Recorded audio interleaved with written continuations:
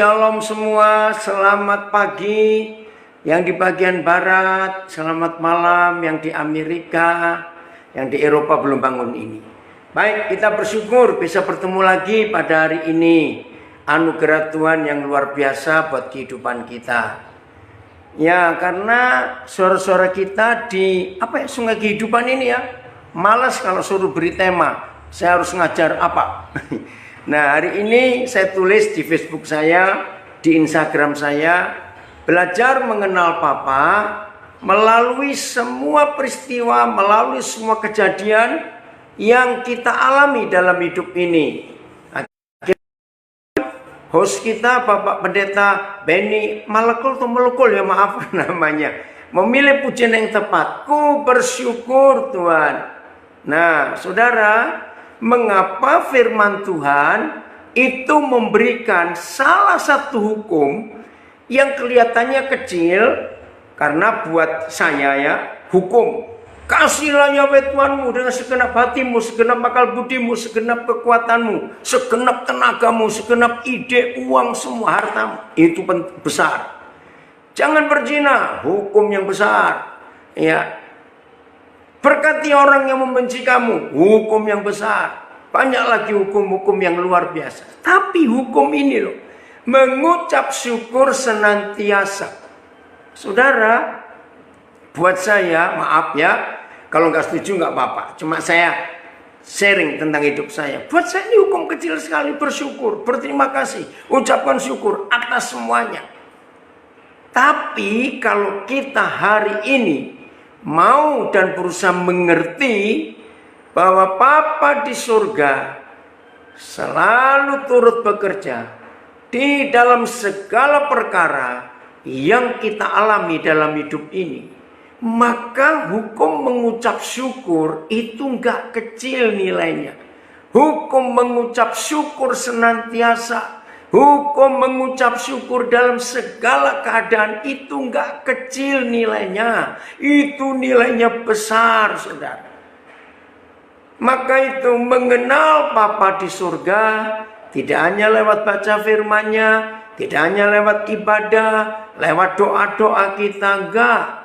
Ada hal-hal yang perlu kita alami, kejadian-kejadian yang kita alami lewat kehidupan kita sehari-hari. Ternyata di semua kejadian peristiwa itu, kita itu bisa mengenal Papa kita dengan mengucap syukur untuk kejadian, maaf, yang setidak enak apapun dalam hidup ini.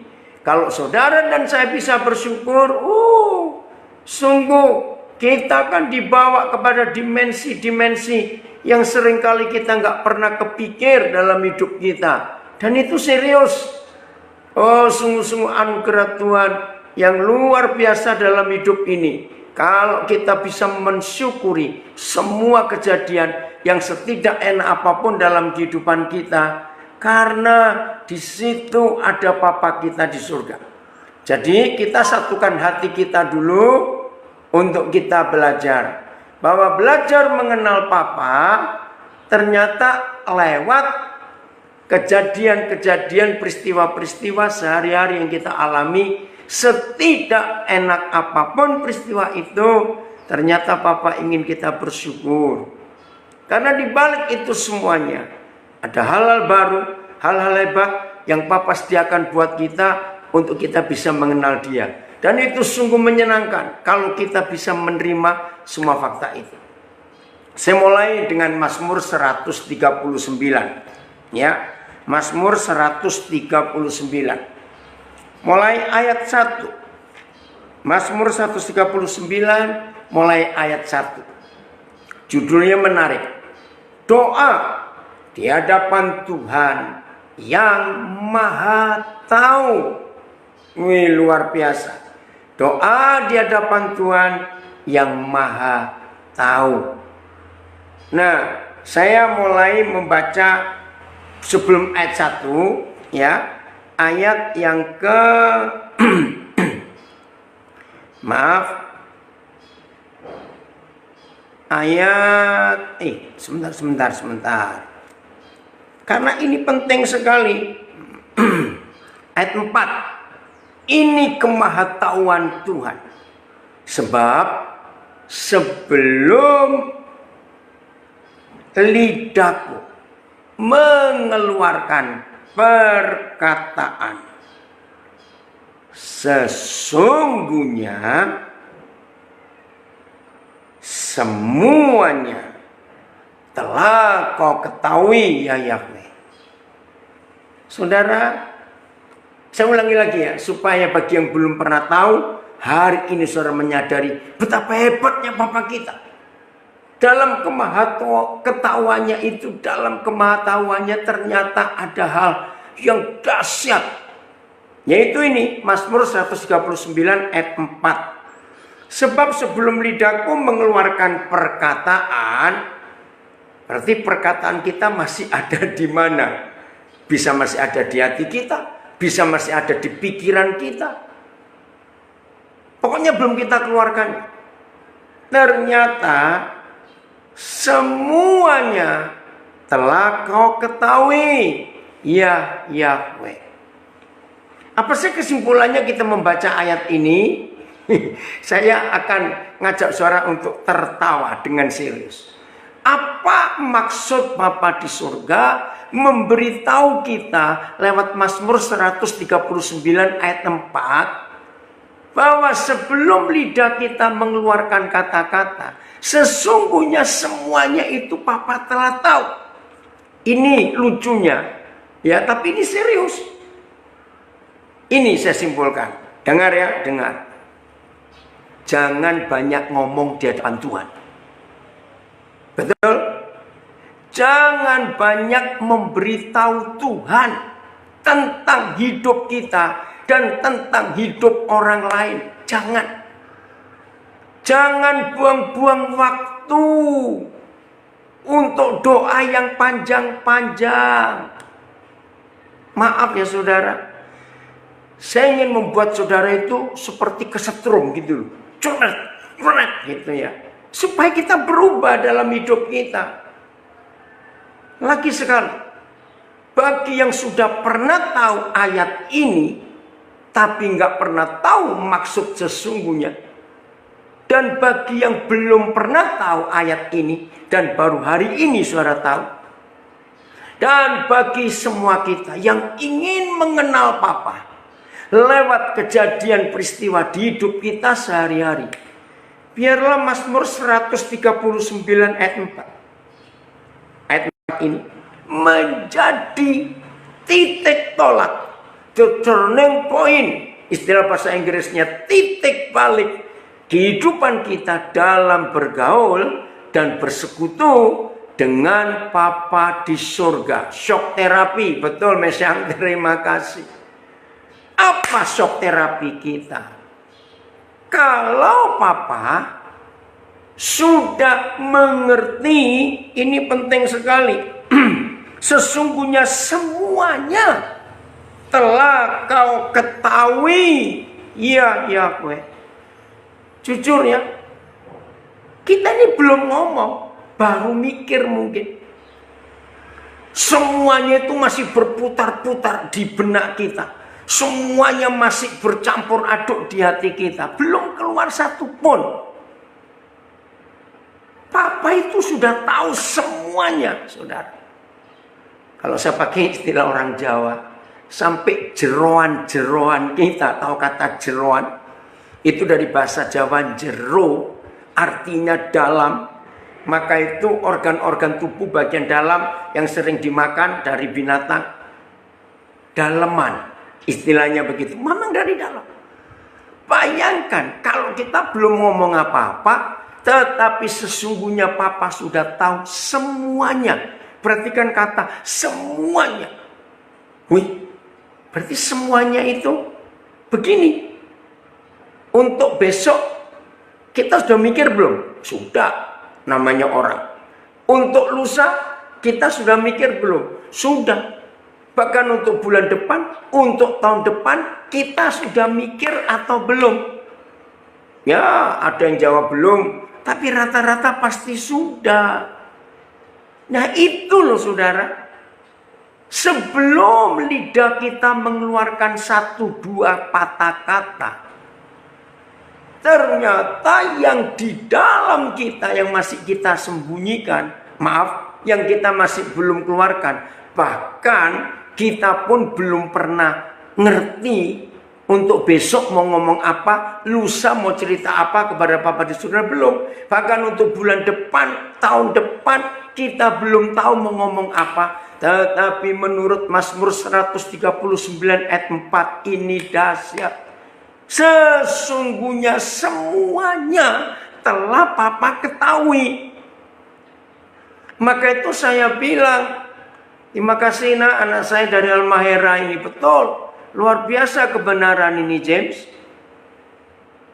Jadi jangan banyak ngomong. Kalau berjumpa dengan Papa, dia tahu semuanya yang masih tersimpan di jeroan kita, di hati yang paling dalam ini, dia tahu semuanya. Maka itu saya sering berkata begini, salah satu pengajaran yang banyak nggak disukai dan ditentang oleh gereja kalau saya ngajar, yaitu tentang doa. Itu salah satu. Yang lain lagi, gereja-gereja nggak suka kalau saya bicara tentang uang. Tapi ini fakta. Nah, tentang doa.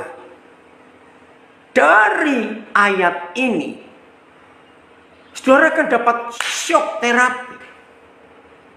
Bahwa mendoakan seseorang atau lebih, itu nggak penting. Loh, lebih bingung lagi bukan?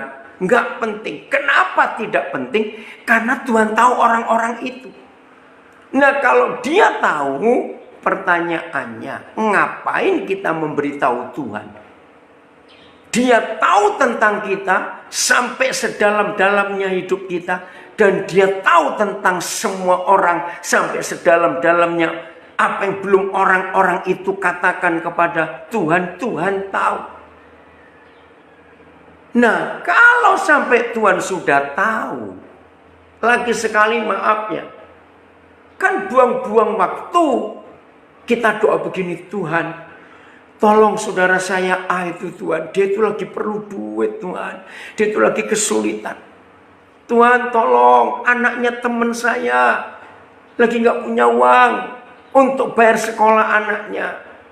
Tuhan tolong keluarga kakak saya mau cerai Tuhan. Tuhan sembuhkan tetangga saya itu sakit. Ayo, setelah kita tahu ayat ini, kira-kira doa-doa kita itu berguna nggak sih di hadapan Tuhan? Jangan kaget dulu dan jangan marah dulu. Tapi jawab dulu pertanyaan saya. Kalau kita belum ngomong, lidah kita belum mengeluarkan kata-kata, ternyata Papa sudah tahu. Bahkan nggak cuma yang mau kita katakan, ya yang akan kita katakan. Tetapi yang masih di dalam semuanya ini, dia tahu. Kalau saya baca ayat ini saudara, ternyata kita sendiri belum tahu yang di dalam kita ini apa. Belum tahu. Maka itu belum kita keluarkan. Yang akan kita keluarkan saja belum kita keluarkan, dia sudah tahu. Berarti yang masih di dalam kita ini kita pun nggak tahu itu apa. Tetapi Papa sudah tahu. Maka itu jangan buang-buang waktu. Minta diberkati, minta ini. Saya punya prinsip begini ya. Pokoknya saya minta saudara jawab dulu. Saya sangat percaya. Kalau hidup kita ini taat, kalau hidup kita ini lurus, kalau hidup kita ini melakukan apa saja yang kita tahu yang dia perintahkan, ya saya garis bawahi. Kalau hidup ini lurus, hidup ini taat, ya tunggu nak, ini anak saya di Brisbane tanya, ya Matius 7, tunggu dulu, harus minta, tunggu dulu, ya dengarkan dulu. Jangan bertanya dulu, dengar dulu. Supaya pertanyaan saudara terjawab. Enggak perlu saya jawab, terjawab lewat firman ini. Ya, dengarkan. Kalau hidup kita lurus, hidup kita taat, hidup kita itu selalu menyenangkan Dia, selalu mentaati hukum-hukum yang kita tahu. Nah, ini banyak orang sok rohani. Ya, bagaimana aku bisa tahu semua hukum Tuhan? Sudah, jangan pakai alasan. Yang saudara tahu, kerjakan dulu. Awas sampai berkata, ya aku nggak tahu. Ya goblokmu, nggak mau lihat Alkitab, nggak mau dengar firman. Masa nggak tahu hukum-hukum Tuhan? Ya, jadi jangan pakai alasan. Saya ulangi lagi, kalau Tuhan tahu kita lurus, kalau Tuhan tahu kita taat, kalau Tuhan tahu kita melakukan hukum-hukumnya yang kita tahu, yang belum tahu nggak usah dibicarakan. Ya, percaya tidak, kita nggak usah banyak minta ini, minta itu. Maka itu saya heran kadang-kadang ada orang saling saingan. Kamu sehari doa berapa jam? Waduh, bisa 1 jam aja sudah lumayan. Hah? Cuma 1 jam? Aku bisa 4 jam loh. Maaf, Papa kita tidak pernah menghitung berapa jamnya kita berdoa sehari. Bukan itu. Bahkan kadang-kadang saya juga bertanya loh ya, jangan tersinggung. Kan Tuhan Yesus bilang, kalau kamu doa, jangan kamu ulang-ulang kata-katamu. Seperti ahli Taurat, orang-orang Farisi. Betul? Nah, saya itu pernah nyoba. Saya nggak tahu saudara ya. Silakan cek masing-masing kita. Saya ini pernah nyoba saudara. 10 menit saja ngomong. Itu pasti ada yang keulang. Terucapkan lagi. Entah 1-2 kalimat. Itu 10 menit loh saya ini berdoa. Nah, saya nggak tahu saudara. Maka itu saya heran kalau ada orang bisa doa 1 jam, 2 jam. Dia itu ngomong apa? Maaf. Ini konsep yang salah. Maka itu kalau saudara dan saya yakin hidup ini lurus, hidup ini taat, hidup ini melakukan hukum-hukum yang kita ketahui. Percayalah, tidak perlu minta-minta ini, memberitahu Tuhan tolong sembuhkan anakku, Tuhan pulihkan hidup kami. Nggak usah, Dia tahu. Oh, terima kasih Bapak. Maka itu ini penting dalam hidup kita. Supaya kita nggak banyak buang-buang waktu untuk memberitahu Tuhan. Apalagi kalau saya tambahkan ya, masih beri tanda Mazmur 139, kita ke situ nanti. Yohanes 2, ini yang selalu saya pakai karena saya kagum dengan firman ini. Yohanes 2, 23 sampai 25, perhatikan ya. Pokoknya kalau saudara tidak setuju, nggak apa-apa, saya tidak memaksa. Tapi saya minta yang tidak setuju rendah hati dan jujur. Firman ini benar atau tidak? Saya minta begitu saja ya. Nah, jawaban ada di saudara, maka keputusan ada di saudara juga. Karena buat saya percaya betul firman ini. Ya, yang hobinya masih mendoakan orang dan dikit-dikit mari kita doakan. Yohanes 2, 23 sampai 25. Dan sementara Yesus di Yerusalem selama hari raya Paskah, banyak orang percaya dalam namanya karena mereka telah melihat tanda-tanda yang diadakannya. Tetapi Yesus sendiri tidak mempercayakan dirinya kepada mereka karena Ia mengenal mereka semua. Nah, lihat. Yesus mengenal mereka semua. Ayat 25. Dan jujur ya, saudara jangan membantah dulu, nggak setuju. Masa begitu? Lalu doa itu bagaimana? Nah, sudah ya, jangan membantah dulu. Tapi saya minta saudara jujur, rendah hati. Percaya nggak bahwa ini firman Tuhan? Ya, sambil saya ngurusin ini, Facebook, Instagram saya. Ayat 25 Yohanes 2, saya minta perhatikan. Dan karena tidak perlu seorang pun memberi kesaksian kepada Tuhan Yesus, Tidak perlu seorang pun memberi kesaksian kepada Tuhan Yesus tentang manusia. Kenapa? Kenapa Tuhan Yesus nggak perlu kita beri kesaksian? Tuhan tolong saudara saya itu Tuhan. Dia itu layak engkau tolong loh. Karena hatinya luar biasa. Doanya itu panjang Tuhan. Dan dia itu rajin memberi persembahan. Tuhan kau layak tolong dia. Itu nggak perlu. Kenapa nggak perlu? Sebab masih ayat 25, Yesus Tuhan tahu apa yang ada di dalam hati manusia.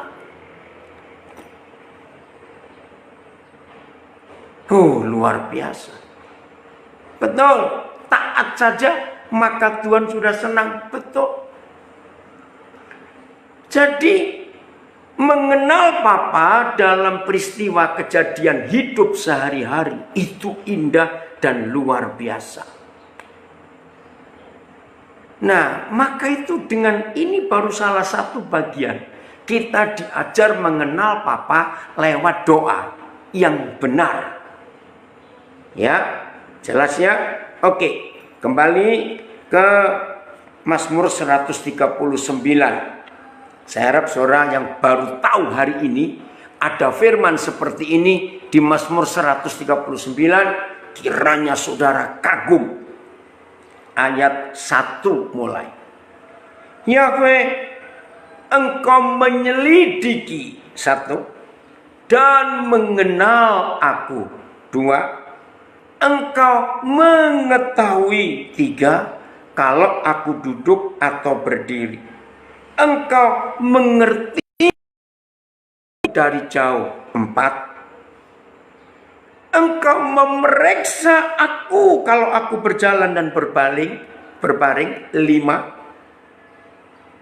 Segala jalanku kau maklumi 6. Tolong saudara keluarkan 6 hal ini. Menyelidiki, mengenal 2, mengetahui 3, mengerti 4, memeriksa 5, memaklumi 6. Saudara, di dunia ini tidak ada pribadi siapapun dan sehebat apapun pribadi itu yang bisa mengenali seseorang dengan 6 hal ini. Menyelidiki, mengenal, mengetahui, mengerti, memeriksa, memaklumi. Tidak ada. Hanya Bapa di surga yang bisa berbuat itu kepada kita manusia. Bahkan, dengar ya, tidak sedikit manusia-manusia seperti kita ini tidak bisa mengenali dirinya sendiri sedalam Tuhan mengenali kita. Maaf,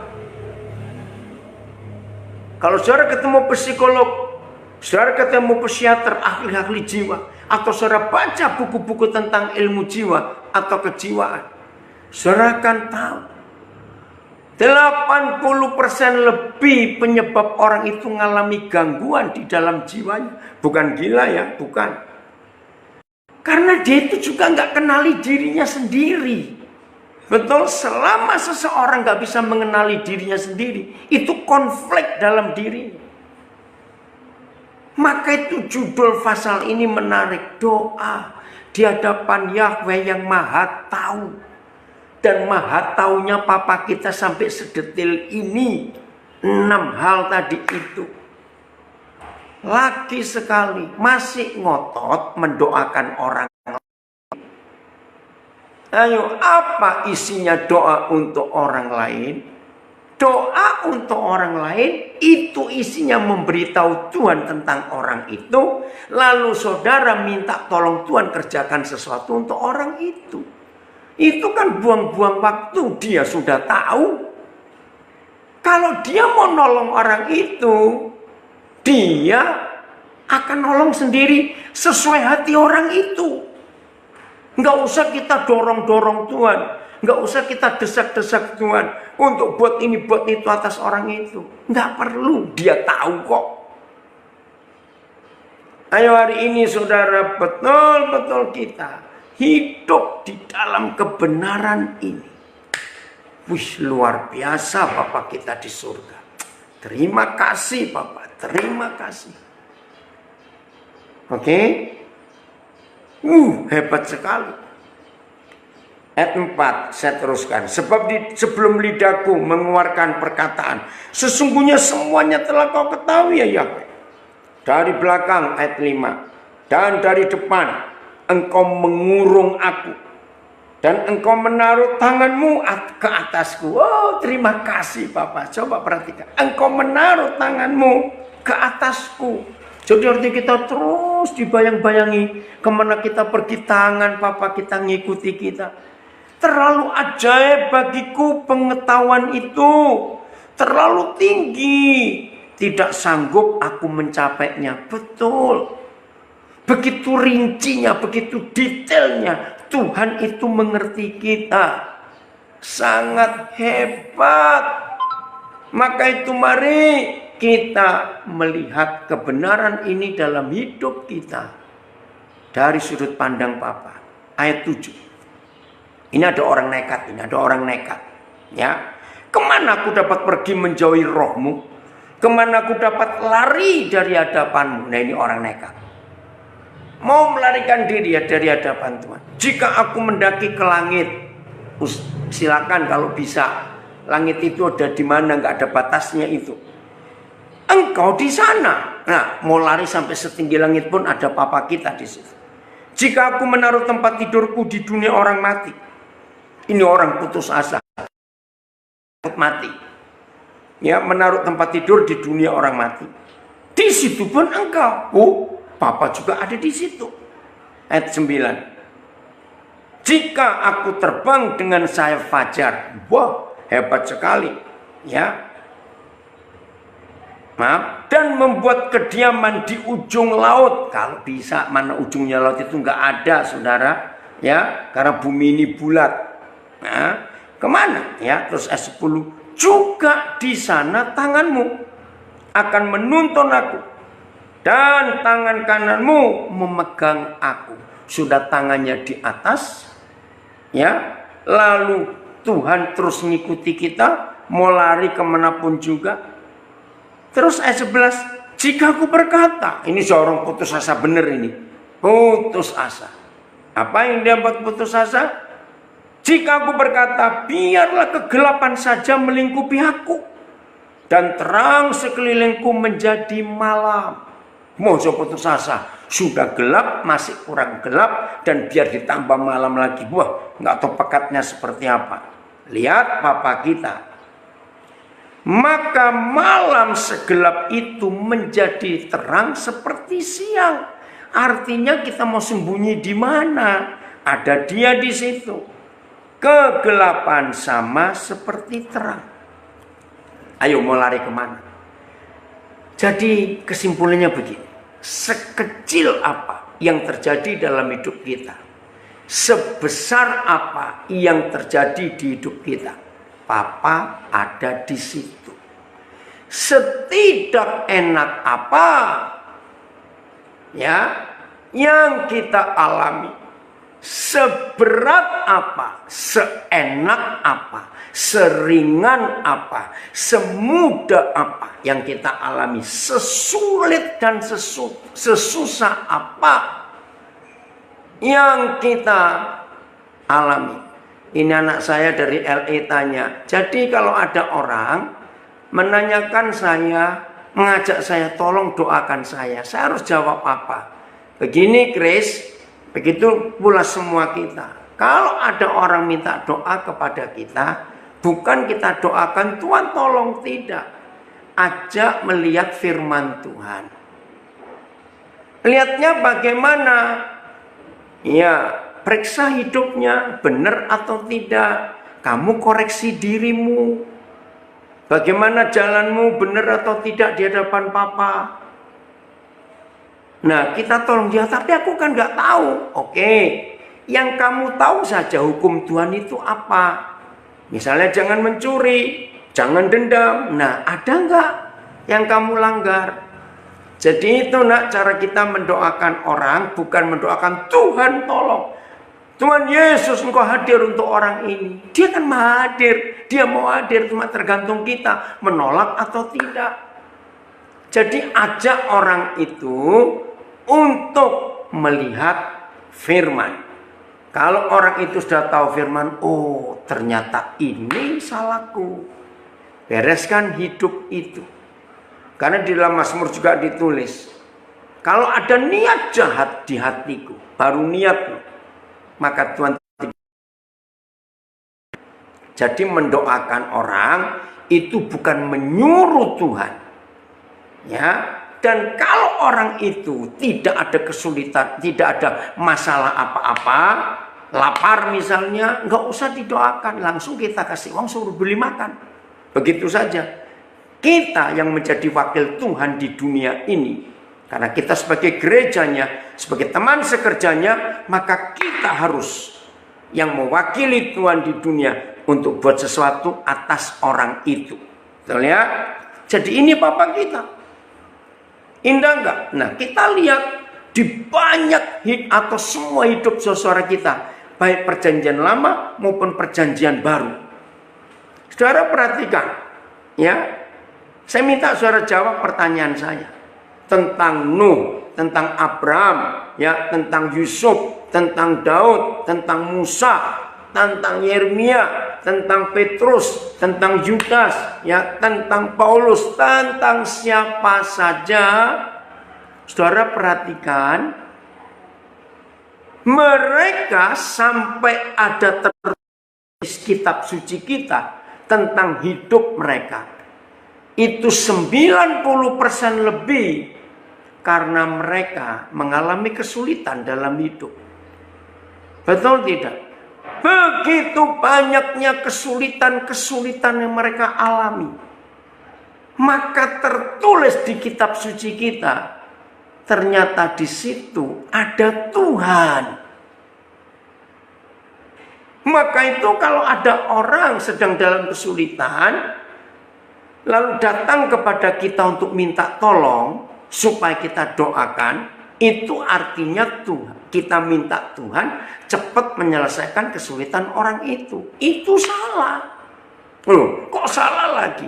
Nah, kalau memang Tuhan yang ingin mendidik saudara kita itu lewat kesulitan itu, lalu kita minta tolong supaya Tuhan menolong mereka segera mengakhiri kesulitan itu. Kan salah. Saya punya pengalaman saudara yang nggak pernah terjadi lagi sampai hari ini.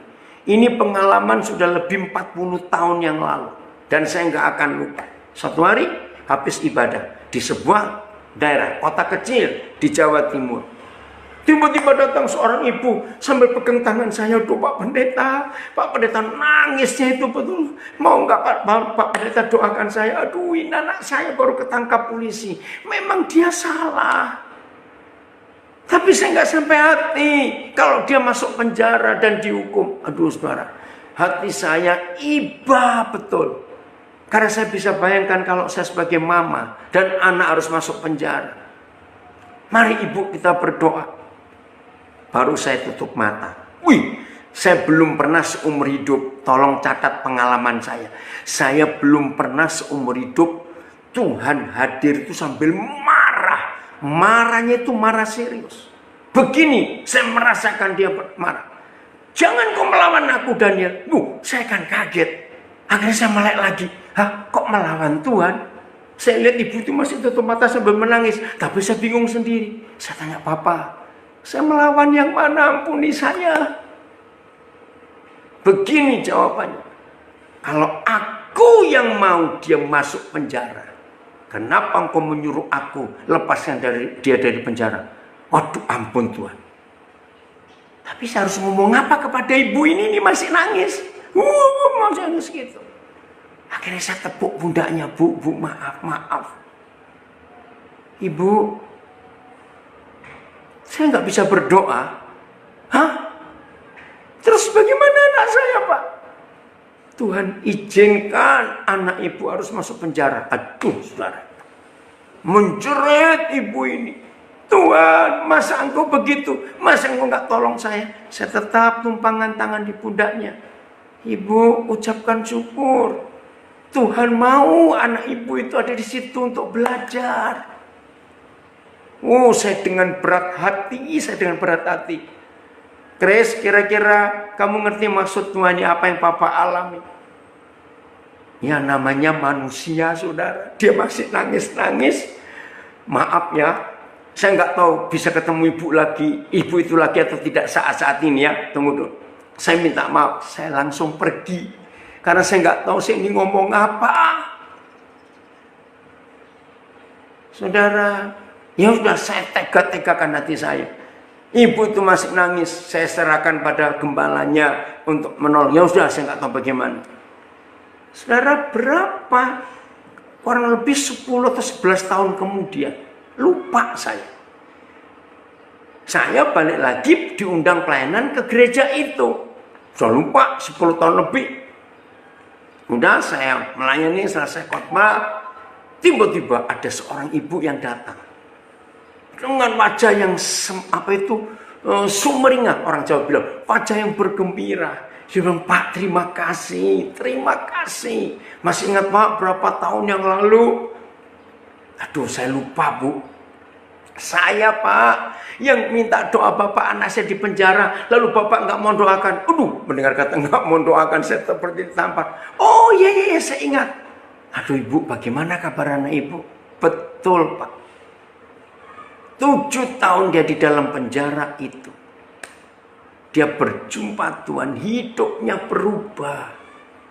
Sekarang Pak, dia sedang sekolah Alkitab. Oh ya, dan sudah mulai terlibat pelayanan. Saudara, saya nggak akan lupa. Ya, ini anak saya dari Taipei. Ni hao, Popo.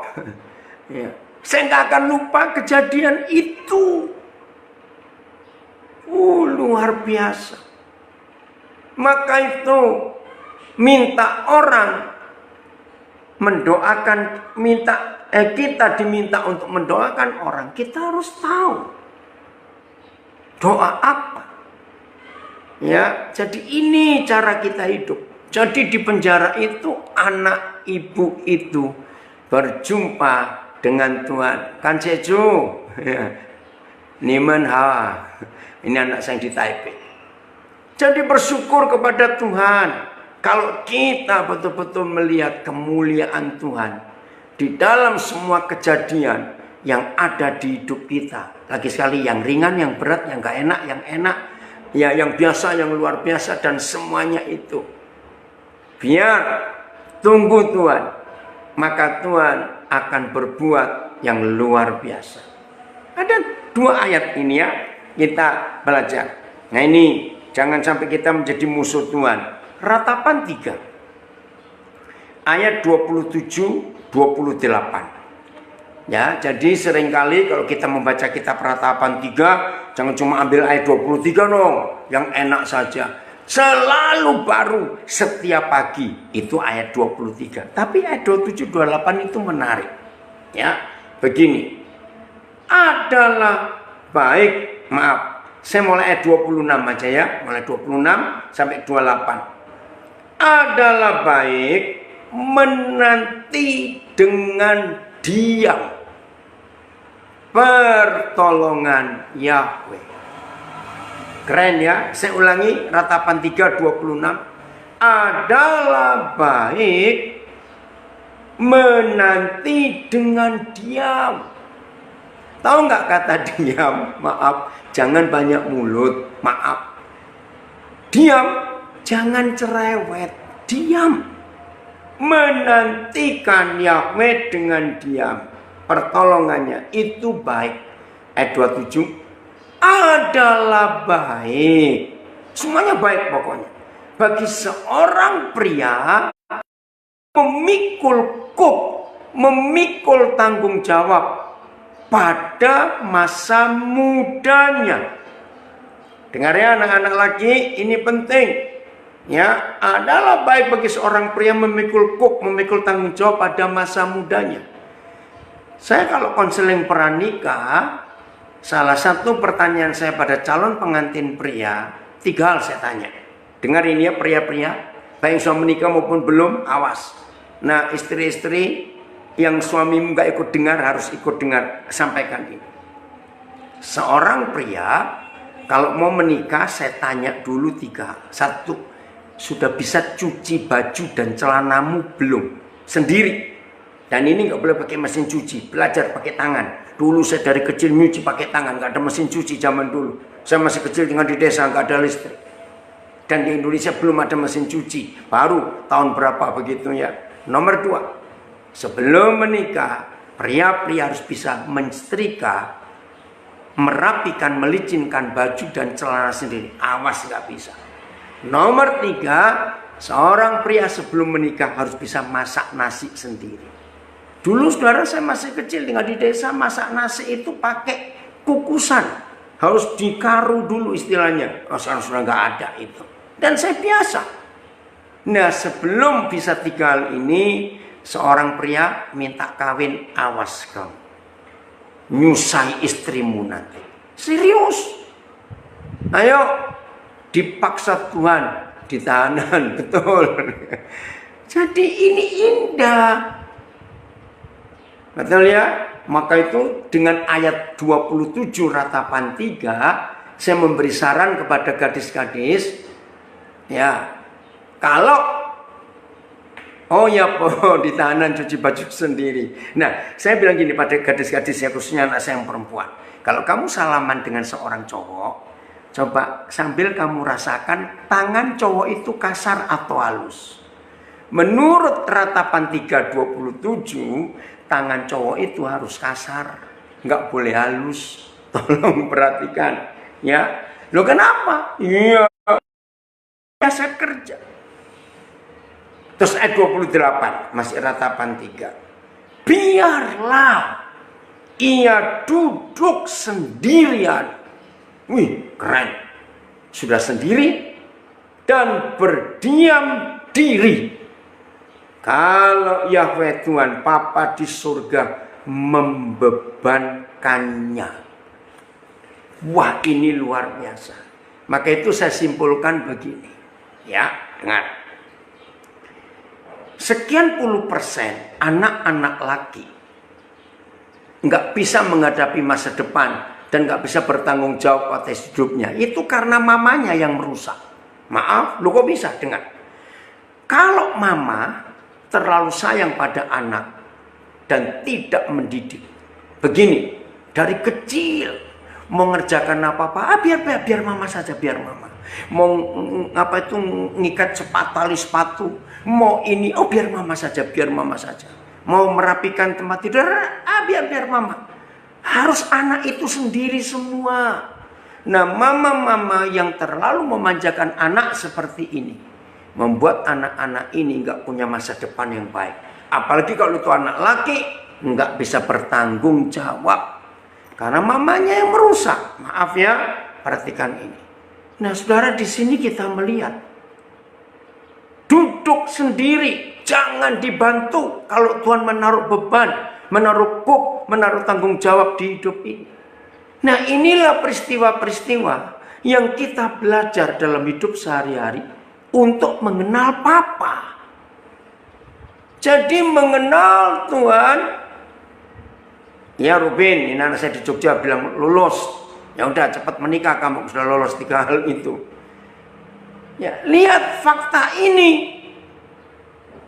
Mengenal Tuhan, izinkan saya berkata. Jangan lewat sekolah Alkitab. Ini cerita ya, kesaksian dari semua orang yang sudah pernah sekolah Alkitab. Kalau motivasinya ingin kenal Tuhan lewat sekolah Alkitab, jawabannya salah. Justru di sekolah Alkitab banyak orang yang kecewa. Karena melihat, maaf jangan tersinggung, yang sudah pernah sekolah Alkitab pasti tertawa kalau saya ngomong fakta ini. Justru di sekolah Alkitab kita nggak ketemu malaikat. Ketemu yang sebaliknya. Apa itu? Cari sendiri kata-katanya. Betul? Justru mengenal Tuhan itu lewat hidup sehari-hari. Difitnah orang, disakitin orang, ditipu orang, disalahkan, dan macam-macam, dihina. Itu bisa mengenal Papa. Maka itu dalam hidup ini nikmati dengan penuh ucapan syukur dalam segala hal. Ya, ucapkan syukur dalam segala hal. Enak gak enak, ringan, berat, besar, kecil, dan semuanya. Karena lewat itu kita bisa kenal Papa. Siapa Papa kita sesungguhnya. Jelas ya? Maka itu Papa kita ini luar biasa. Libatkan dia dalam seluruh kehidupan kita. Libatkan dia. Ini yang luar biasa. Kalau kita mau menikmati hidup ini. Maka itu dalam Filipi pasal 3 ayat 10. Ya, Filipi 3 ayat yang ke-10. Kenapa Tuhan berkata begini ya? Ini luar biasa. Ya, ayo kita mengimani. Filipi 3 ayat 10. Begini. Yang ku kehendaki, yang ku ingini, yang aku mau, kuat sekali, ialah mengenal dia. Tidak ada keinginan kehendak lain dalam hidup saudara kita Paulus kecuali mengenal dia. Dalam apanya? Lihat. Yang ku kehendaki ialah mengenal dia dan kuasa kebangkitannya. Mengenal persekutuan. Tahu kata persekutuan, menjadi satu dalam penderitaannya. Belum selesai. Di mana aku menjadi serupa dengan dia dalam kematiannya. Logikanya, yang ku kehendaki ialah aku bisa buat mujizat seperti Tuhan Yesus. Ketemu orang buta, melihat langsung karena kuasa Tuhan dalam hidupku. Ketemu orang lumpuh, langsung berjalan. Bertemu orang tuli, langsung mendengar. Bertemu orang mati, langsung kubangkitkan. Wih, ngeri. Bukan itu justru. Yang ku kehendaki ialah mengenal dia dalam semua proses penderitaan, kematian, mengenal karya salibnya. Jangan lupa, karena lewat semua kejadian itu, Papa, betul, nikmati dengan penuh ucapan syukur. Maka itu bagi saudara yang sudah lama kenal saya, ada trademark dalam hidup kita, dalam hidup saya, yang orang-orang puji Tuhan keren dan sungguh amat berat perjuangan serupa dengan Yesus. Tidak, asal kita nurut. Saudara, begini yang Tuhan ajarkan, dan itu trademark saya. Betul, pengkingkisan karakter manusia lama. Apa trademark yang sudah dikenal oleh banyak orang dari saya? Saya punya motonya Yusuf. Untuk mengenal Papa lewat semua peristiwa di hidup kita sehari-hari. Begini ya trademark ini. Puji Tuhan kalau orang-orang memberi saya julukan. Ya, karena selama ini maaf, belum ada kata mereka hamba Tuhan yang pernah mengucapkan kalimat ini. Nikmatilah ketidaknikmatan itu dengan senikmat-nikmatnya. Hah? Pasti begitu orang. Betul. Saudara, nikmati semua ketidaknikmatan itu dengan senikmat-nikmatnya. Dari mana saya menemukan kalimat ini? Dari hidup Yusuf, saudara. Aduh, kalau saudara ngelihat Yusuf itu, minta ampun penderitaannya. Tapi dia nikmati. Maka itu setan gak bisa ganggu dia lagi. Luar biasa. Jelas ya? Indah sekali. Mari kita kembali ke Mazmur 139.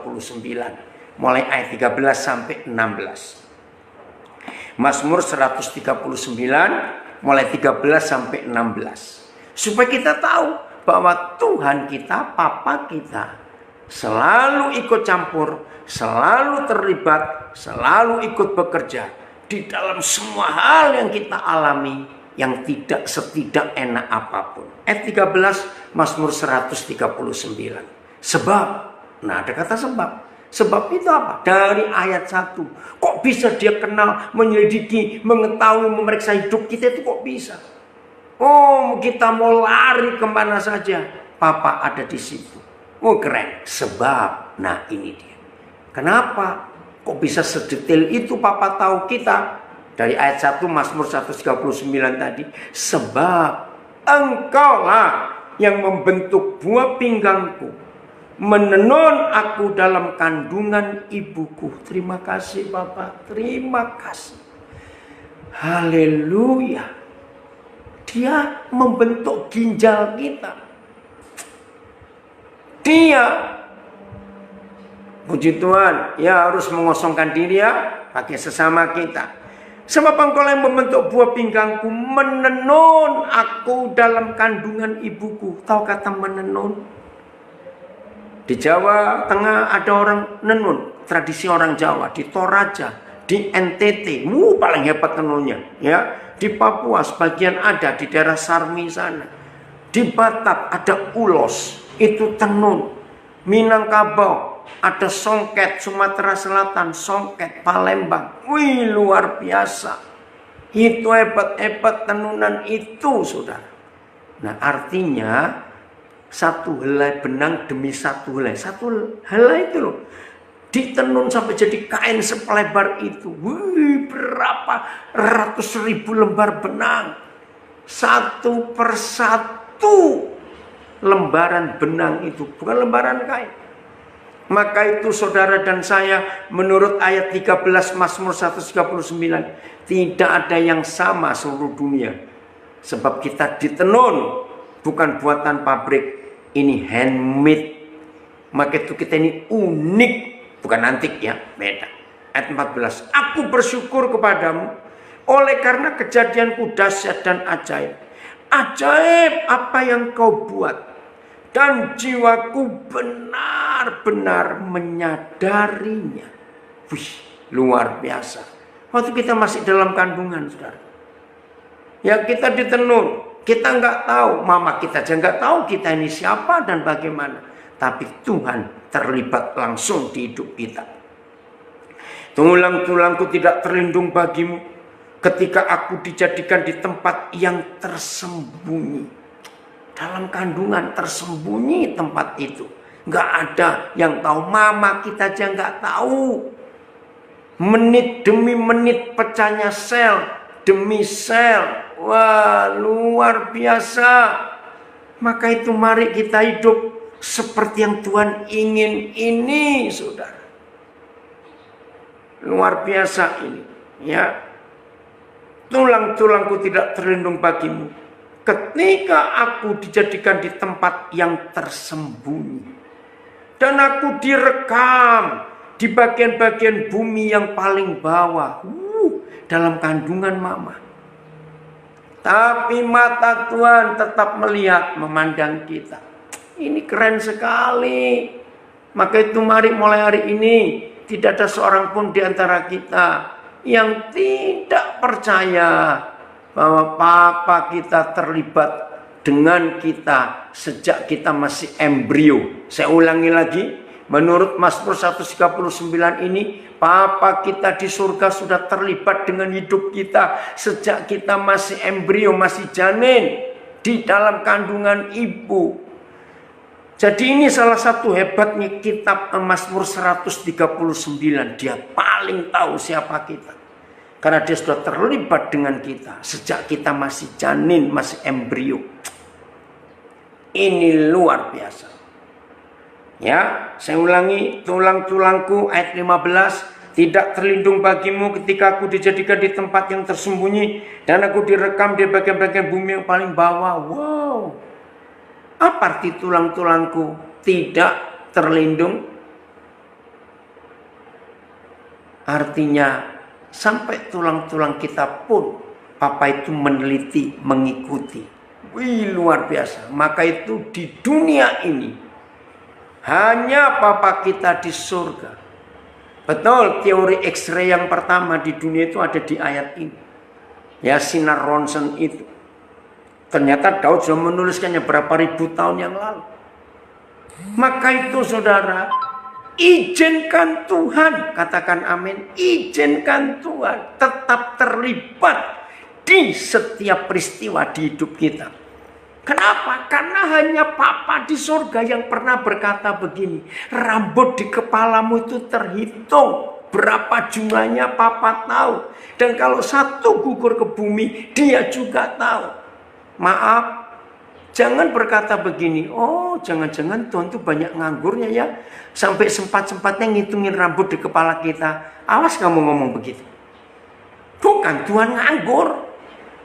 Itu menunjukkan dia tahu detail, rinci di hidup kita. Sampai seperti itu. Maka itu kalau masih ada di antara saudara yang gak mempercayai Papa yang sehebat itu, kita ini jahat. Betul? Jahat. Gak mempercayai Papa. Oh, sebentar. Ayo mulai hari ini saudara, kita betul-betul membiarkan Tuhan untuk bekerja lewat hidup kita, ya, di hidup kita, melalui kita, untuk menyatakan diri Tuhan di tengah-tengah dunia ini kepada orang-orang lain di sekitar kita. Woi, kalau saudara dan saya bisa hidup seperti itu, mewakili dia, menyatakan dirinya kepada orang-orang lain, pasti banyak orang akan tertarik melihat Yesus. Terus ayat 16 sekarang yang terakhir. Matamu melihat selagi aku bakal anakmu. Sudah tulang-tulang kita nggak terlindung. Ternyata matanya mengawasi kita. Oh, ini keren saudara. Matanya mengawasi kita selagi aku bakal anak. Dan nah ini yang paling keren. Ini paling keren. Bahwa Papa terlibat dengan kita, ya. Dan dalam kitabmu semuanya tertulis hari-hari yang akan dibentuk sebelum ada satupun daripadanya. Ayat 17, dan bagiku betapa sulitnya pikiranmu ya Tuhan, betapa besar jumlahnya. Jadi begini, kita ini sudah dibuatkan buku harian oleh Papa sebelum kita lahir. Ini ayat 16. Nah kan keren. Kalau Papa sudah membuatkan buku harian buat kita, berarti itu relnya. Betul? Nah, kereta api nggak akan jalan kalau nggak ada rel. Dan relnya itu mau kemana saja, sudah diatur. Nah, rel hidup kita adalah buku harian yang Papa tulis buat kita. Sampai nanti kita menikah dengan siapa, anaknya berapa, kerja apa, tinggal di mana. Buku harian ini sudah ada. Maka itu, kenapa saya pilih tema hari ini, belajar mengenal Papa dalam hidup, dalam peristiwa yang terjadi di hidup sehari-hari. Karena Papa kita ingin membawa kita di jalannya ke buku hariannya itu. Dan kalau saudara dan saya bisa menghidupi dan hidup di atas rel buku harian ini, wah hidup itu luar biasa. Sungguh saya menikmati hidup ini bersama istri saya. Kami menikmati hidup yang menyenangkan dan hidup yang luar biasa. Karena kami tahu Papa kita nggak pernah salah. Asal nurut. Maka kalau seperti itu keadaannya saudara, hidup ini menyenangkan. Yang penting bukan cuma senang bagi kita, pasti. Tapi orang-orang di sekitar kita akan melihat Tuhan. Mereka pasti berkata, kok hidupmu bisa seperti itu ya? Ya itu dia. Karena kita menunjukkan tangan Tuhan atas kita. Ingat tadi ya, di Mazmur 139 ini, tangannya terus mengikuti kita kemana saja kita pergi. Hebat. Terima kasih Bapak, terima kasih bahwa Engkau nggak melepaskan kami sedetik pun. Oke? Tuhan Yesus memberkati kita semuanya. Lakukan firman Tuhan dan imani.